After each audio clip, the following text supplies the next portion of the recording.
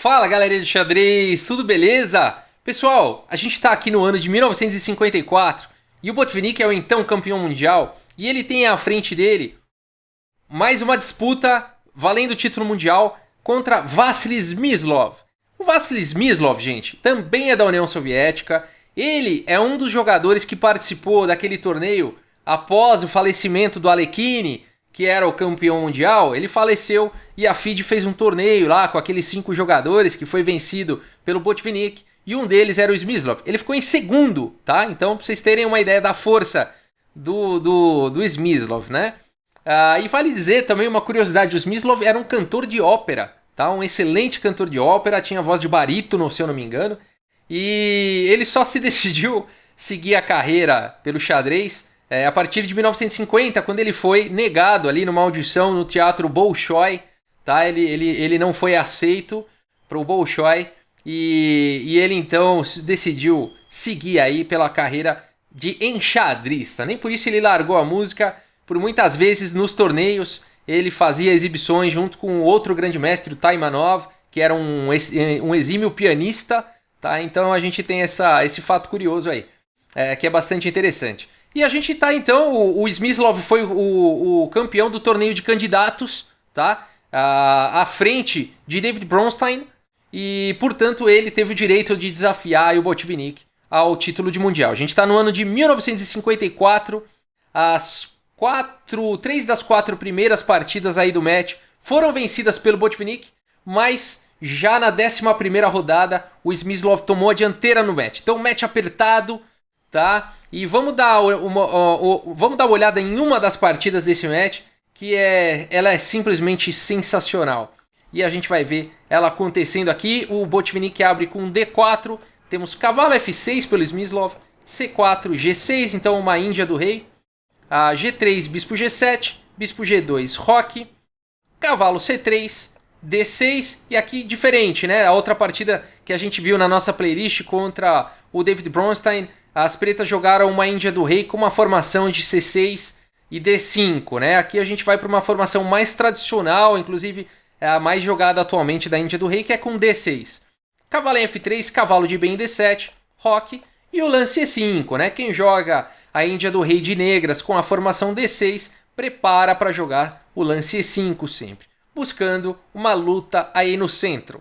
A E4 foi jogado, C6, bispo em E3, cavalo G4, atacando então esse bispo recém colocado em E3, e agora bispo G5, com o tempo sobre a dama.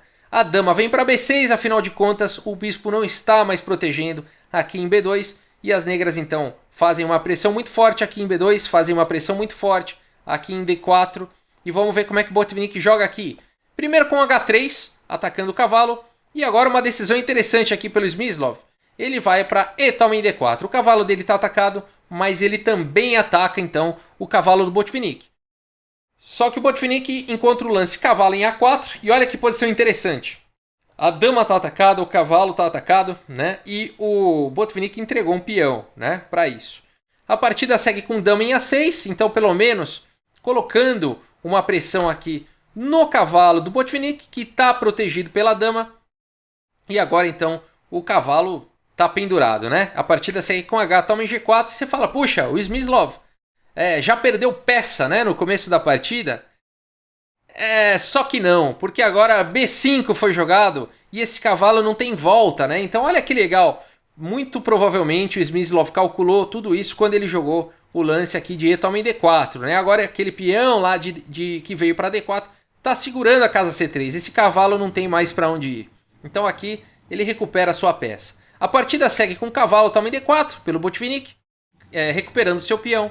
E depois de B toma em A4, o Botvinnik vai pra guerra. Aqui a gente tem uma partida pegando fogo no tabuleiro com o cavalo... Opa, desculpa, eu voltei. Com o cavalo toma em C6. Olha que interessante, sacrificando aqui o cavalo para colocar a dama aqui, né, na mesma diagonal do bispo. Então o bispo vai estar atacando a dama e a torre, né? Vamos ver como é que segue isso daí. Dama toma C6 e agora E5, né? Então esse lance abre um ataque sobre a dama com um raio-x aí sobre a torre. E a dama não consegue sair defendendo a torre, né? Vai cair a torre. Portanto, o Smyslov captura mais um peão aqui com dama toma C4 E depois de bispo toma em A8, cavalo toma em E5. E essa é uma posição bem difícil, né? Porque, materialmente falando, vamos contar aqui, ó, 2 peças menores para o Smyslov, 3 peças menores para o Smyslov, contra 2 peças menores do Botvinnik. Só que o Botvinnik tem 2 torres contra uma torre. E as pretas, na contagem de peões, tem 6 peões contra 5 peões, né? Agora, não sei o que parece para vocês, né? Mas me parece aqui uma posição um pouco mais difícil de jogar na pele do Botvinnik, né? Porque aqui parece que essas peças aqui podem começar a ter mais atividade aí na posição, né? E o rei aqui já tá com algumas fraquezas aqui perto. Me parece um pouco mais difícil de jogar isso daqui de brancas. Vamos ver como é que segue a partida. Torre C1 atacando aí a dama B4. A3 atacando a dama, deixando a captura em B2. Mas depois de dama toma B2, dama toma em A4. Uma posição aberta, né? Uma posição bem perigosa aí. A partida segue com o bonito lance bispo B7. E esse lance do Smyslov é muito bonito. Por quê, gente? Aqui é claro que ele viu que o Botvinnik ia jogar com torre B1, atacando a dama e fazendo um raio-x no bispo. E aqui aparentemente as pretas perdem peça, né?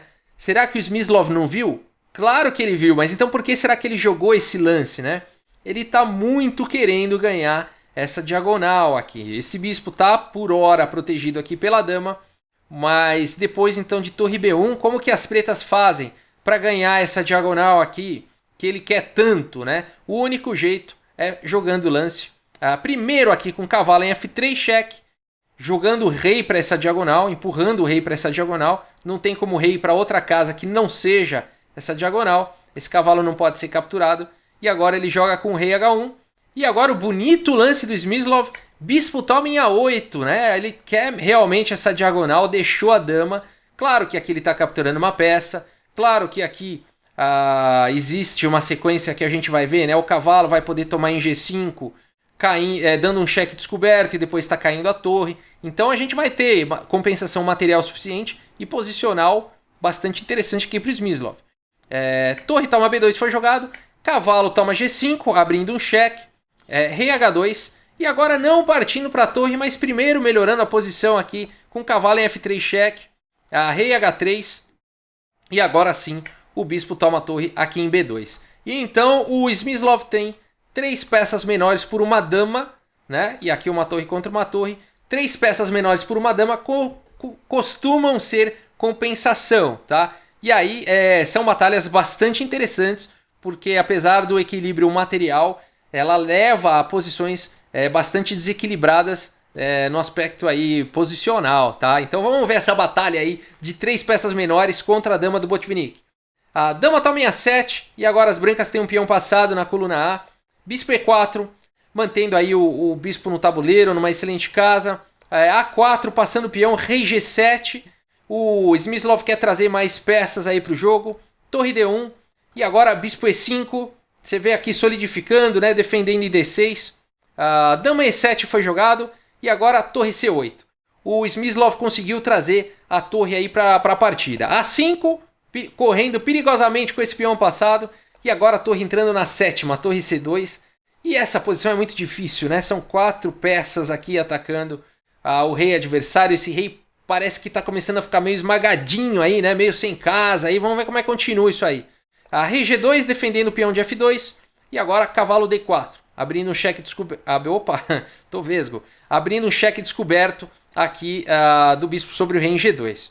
Rei F1 e agora bispo F3. E esse lance ele é muito chato, porque ele não apenas ataca aqui a torre, como ele também restringe aqui a saída do rei, né? Essa torre não pode nunca largar a primeira horizontal, porque senão a torre de C1, a torre da coluna C vai dar checkmate aqui nessa primeira fileira, né? É uma posição muito difícil. A torre está atacada, a torre B1 foi jogado, e depois de cavalo C6, o Botvinnik teve que abandonar essa partida num momento bastante difícil aí do match. O Smyslov está realmente mostrando muita força de jogo. Ele venceu o torneio de candidatos, venceu o David Bronstein e para poder jogar esse duelo contra o Botvinnik, e está mostrando a que veio, né? Então aqui o Botvinnik sofre uma dura derrota, né? A dama aqui está atacada, esse peão aqui está caindo também. Enfim, essa torre não pode nunca sair da primeira horizontal, senão vai ter checkmate. E aqui pouco a pouco as negras vão esmagar, tá? A dama tá atacada aqui, não tem muito o que jogar, né? Vai jogar um lance dama G5. Aqui você pode jogar tranquilamente com o cavalo toma E5 e as brancas não conseguem fazer muita coisa. Vamos dizer que tentem trocar peça aqui, né? A torre tá protegida pela dama. A gente poderia continuar aqui mantendo a torre no tabuleiro, né? As brancas vão ter que ficar mexendo somente a dama aí.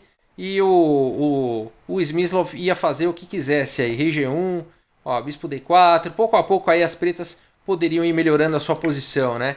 A dama toma em F3, torre toma aqui em F2, né? Agora colocando possíveis ataques descobertos, a dama tá atacada. Vamos esconder ela aqui em D5, atacando aqui o cavalo, ó. Torre F5, né? E o cavalo protegendo aqui o bispo. E aí já recuperaria, né?